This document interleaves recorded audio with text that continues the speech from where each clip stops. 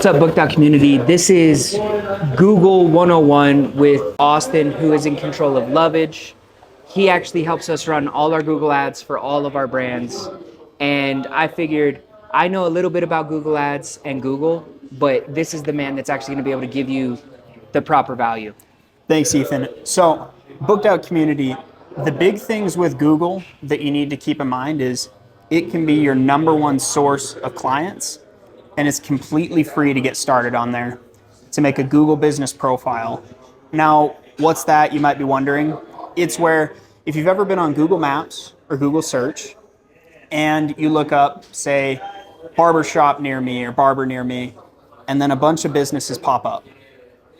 Those rankings organically, where you can scroll through and see, okay, maybe I have this shop, it'll tell you their hours, where they're located, how many reviews, and so on, is so important because most clients, when they're looking for a new barber, that's a lot of people's top source is they're gonna click on Google, open the maps and say, barbershop, and whatever comes up there organically, they're gonna look at your reviews, look at the pictures on there, and see, is this a place I want to go and become a new client at?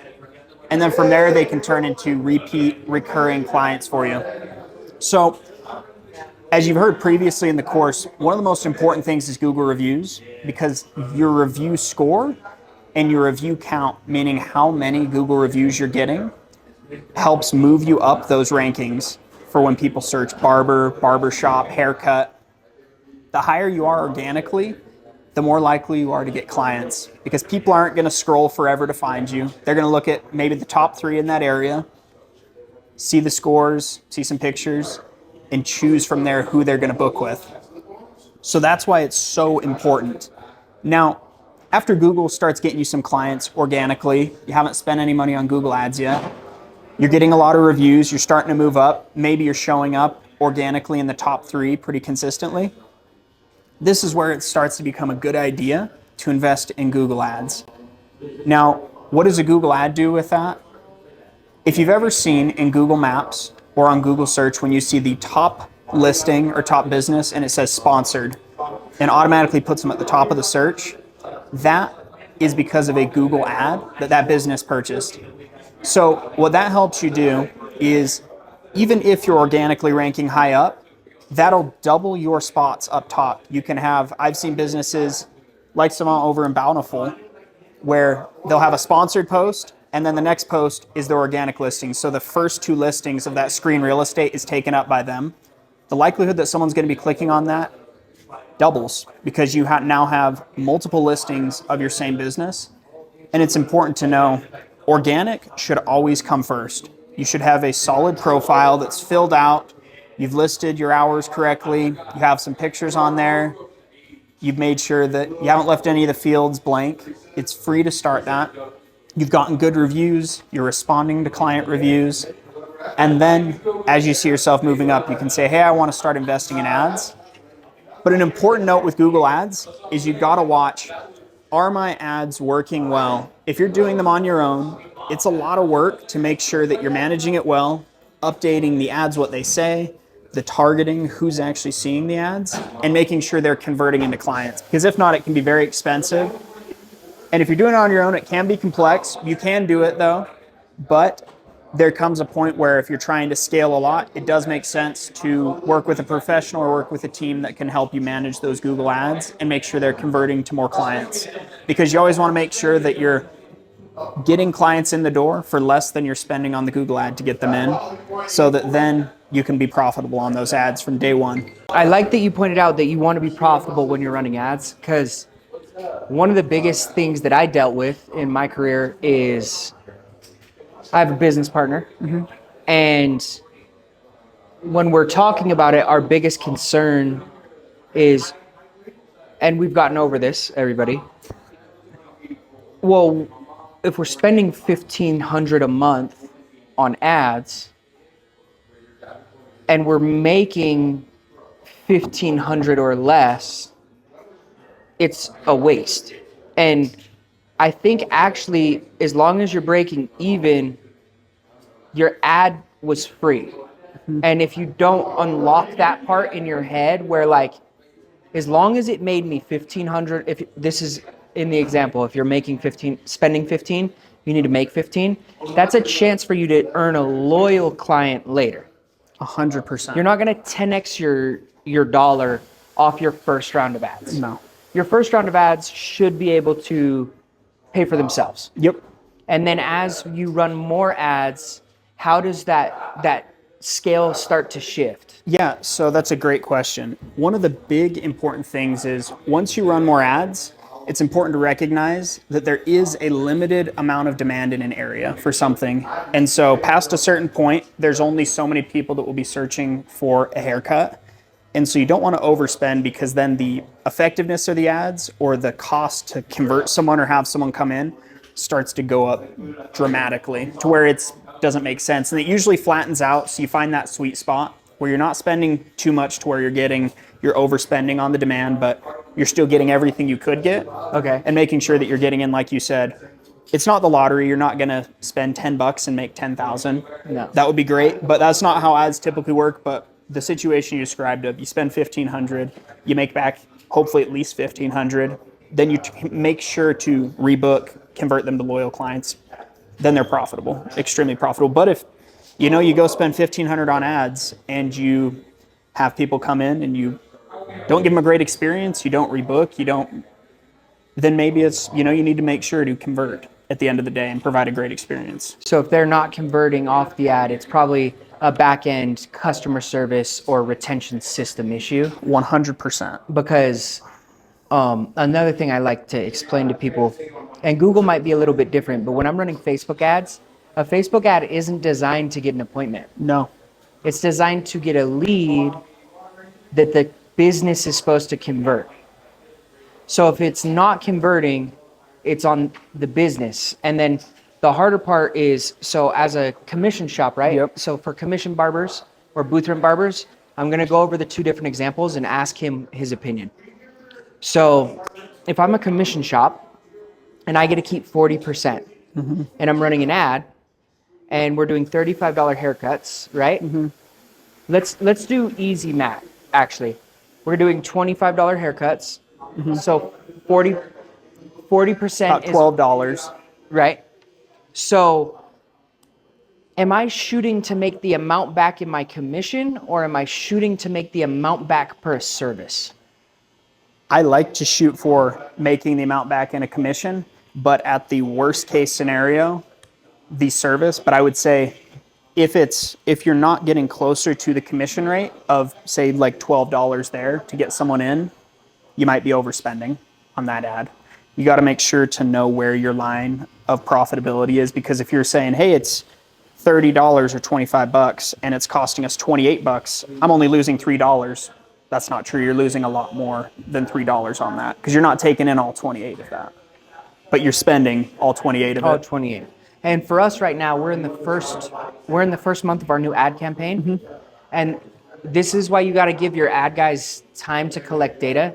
We're actually in like week 2 or 3, to correct myself. When we started the ad, it was showing like $41 for a purchase. And then over the maximum lifetime of the ad now, we're at like $27 per purchase. But as of this week, we have the most appointments booked out of the whole maximum time, and we're at like $20 per service. And because we only receive commission, right? We have to do it off the base price of our services, which is $35. But you're not guaranteed to know what that person booked if your software doesn't give all that back-end information to Google. 100%. Yep, to your booking provider through whether it's Facebook giving you that, Google, yeah. So then that doesn't become the ad person's problem. That becomes your CRM's problem. And so for us, even though I'm running at a $21 per lead basis, I'm also working on making sure that my barbers upsell and retain and rebook the client, because the first time you paid for the client, the second time they come back, it's all profit. Yep. So that's the way I found to mitigate this as a shop owner, is it's like, okay, if I get someone in and the barber gets paid and I lose $2, that's a good lead. That's a fantastic That's lead. a good lead. Fantastic. The shop loses $2. Cool. But we've done 30,000 services this year. So if I did that on every single service, I lost $60,000, right? But that's if they Every all service didn't is come from back. a lead, yeah. And all services from a lead, and every single one was a base service, not an actual upsell. Not a or full anything. service, no product purchased, anything like that. Right. So if you're having a hard time mitigating your pricing, you also have to check your offer. Is that correct? 100%. Because if people are seeing it and it's not a fantastic offer, what's going to compel them? You know, why? Think of how you or me buy things online. It's a terrible offer. Why would we be interested? Why even entertain Yeah, it? why would I ever click on that? Okay.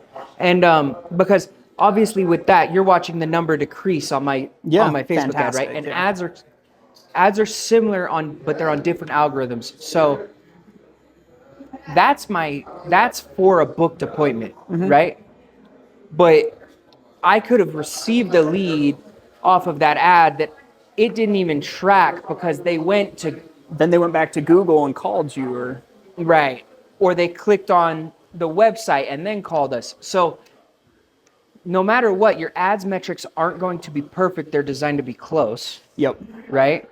So for you, if you were back in square one and you know everything you know now, right? What's the first step you would take to ensure success?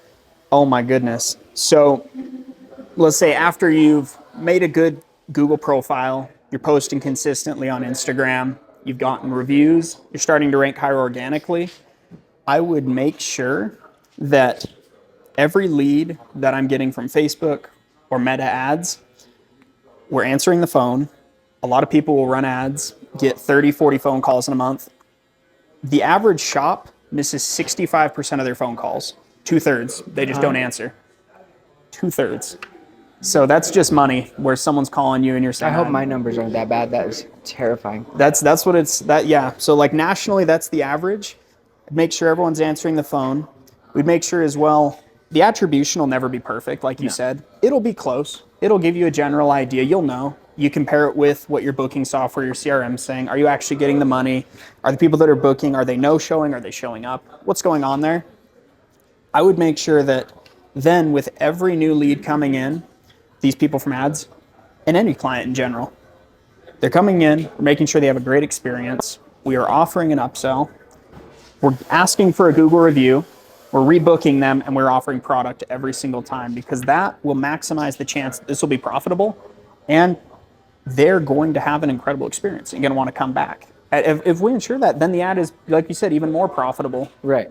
And if we're adding more reviews, it's just making our ads costs go down. The more reviews you have on Google, the lower your cost per ad, your cost per conversion will be on Google typically. Okay. It's the weirdest thing where I've seen shops with 10 reviews and 400 in the same area, spending the same amount on ads.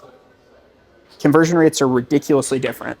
Even though if one is spending the exact same amount, you'd think, hey, Google's going to place them higher, but it doesn't matter. If you're showing up number one in the sponsored spot, but you have 10 reviews, and the next shop down has 500, who cares? Yeah, you have no proof. They can tell you bought this.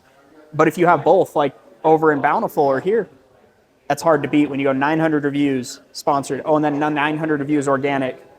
I'm clicking that. I'm booking. You got double confirmation. Double confirmation, exactly. It's hard. The screen real estate's already taken up. That's all I see. And then the ad is like a promise. And if your reviews aren't proof to that promise, the conversion just goes down. And you're always going to get someone to believe your Fugazi promise. 100%. Like you can go out on the street and tell someone that you sell yachts, and they might, like out of a million people, someone's going to be like, okay, sell me a yacht, right? But you're trying to increase your chances. 100%, because you want to make sure, because even some of the Google ads, someone will see your ad, they may not book online, they may not call, but a common thing that happens is people will literally, and Google tracks this, just click directions and drive straight to the shop and show up. Can I get a walk-in? Yeah, and they're going to be, and it's a walk-in right there, making sure that you're taking care of them too, because they're going to turn into a long-time client. That's just what it is. But it's so important to know that even if someone comes in and they're not saying they came from the ad. On Google, most people don't know it's an ad. They're not going to say, "Oh, I came from your ad." No, I found you on Google. Yeah, I found you on Google, or I saw you on Instagram. You don't know if that's your ad, if that's organic. And to be honest with you, I've seen a lot of shops where they make the mistake of not checking their booking, not checking their Google analytics and seeing, hey, this is working. But then they go, well, no one said they came from our ad. I mean, no one says that regardless. Yeah. No one ever says that. And so just making sure, are the numbers making sense? The money hitting everyone's bank, is this actually working? Fantastic. If it is, like you're saying, oh my gosh, go for it. That's kind of the long way. I would say that's how I'd start. Make sure you dominate Google locally, organically. Make sure you're dominating Instagram, and then put some money on ads, scale it up as you see it working. Like you were saying, where cost per lead was going down, and then make sure when they get in, you never know who's going to be coming from the ad, or who you rarely will even know if it's their first time until they're in the chair and you've had a little bit of a conversation with them. Yeah. It's got to be a great experience. From your perspective, what are the top 3 things you deal with from barbershops or barbers that you're running ads for that hinder their growth or make them quit? One thing that people do that hinders their growth, well, we'll go through all 3 of these. That's a great question. First one, people treat ads like they're playing roulette. They spend $20 or they'll spend $100 in a month and be shocked when they don't get $10,000 or even $1,000 or $500 or whatever. I mean, we have to understand, if you're putting in $1 and expecting to get 5 every time and get a 500% return every month consistently, that's not realistic. And so a lot of people I've seen people get 2 and 3 to 1, which is ridiculous, and go, well, I was expecting 10 to 1, so I can't run ads. This isn't worth it. And you're like, well, that's not. You doubled your money. You doubled your money. You should be very happy doubling your money. That's hard to do when you buy a product and resell a product. It's very difficult. That's one of the big ones, is unrealistic expectations or expecting things to change overnight. Like you said with your Facebook ad, over time it's gotten better. Yeah. But if you would have day one it didn't go well and been like, I can't, this doesn't work, it's not a good decision. Another big mistake people make with ads is on Google. A lot of people will have, say, a very specific name for their barbershop, like whatever, Jeff's Clips or something like that. And then they will go on Google and they will bid on their business name. If someone's typing in your business name into Google, why are you paying for it? Why are you paying for it? That's to think of how much time it actually takes and energy in my mind. I'm already going there.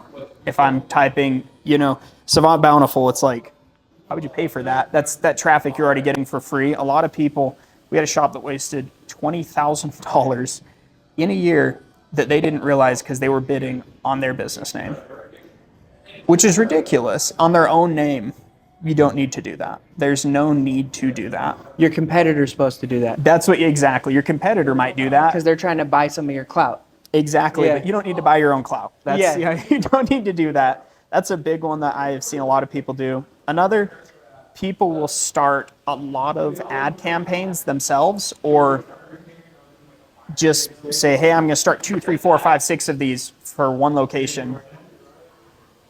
That's a lot. That's scaling up spend too fast. That's too complex. There's no way you can personally manage that and expect to even kind of know the results, to be like, I got 3 on Meta, I've got 4 on Google, I've got 1 on Yelp, or this or that. Not worth your time. I think that's making sure we usually say, start with 1, start with a lower budget than you'd think, watch it closely, and measure and see, are these good results? But giving at least 2 weeks to see what happens, at least 2 weeks.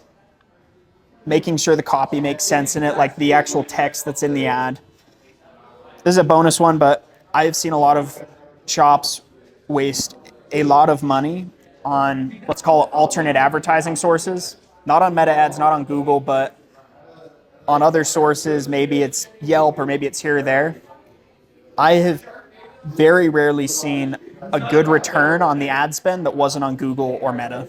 Everywhere else, I've very rarely seen it. Yeah. And it's just usually the rule of thumb I have is if they're calling you to sell you ads, the businesses, maybe it means it's not the best place to advertise. If they're calling you every day and saying, hey, you got to advertise here, hey, you got to advertise on Yelp, you got to advertise at our store, you got to advertise on this random website.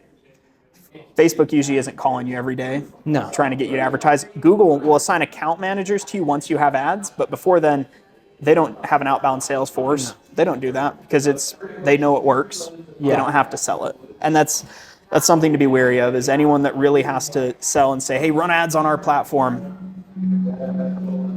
If it was that good, they wouldn't need that person. And do you have a Google account for your company? Yeah. Okay. So that's one thing I have to do is you got to send me a link so I can leave a review, because you have to support each other. Andy does a good job. But Appreciate it. Like if someone's trying to run your ads, you should probably check their storefront, whether it's digital or not, so you can determine what's going on. As you can see, what's going on behind us, our barbers are cutting hair, right? So I know how to teach people how to fill their chair and cut hair. He knows how to teach people how to run their ads and keep them running properly. Well, I mean, you look at this. It's 3 o'clock. It's a weekday. It's a full shop. Yeah. I mean, I don't know what more proof do you need?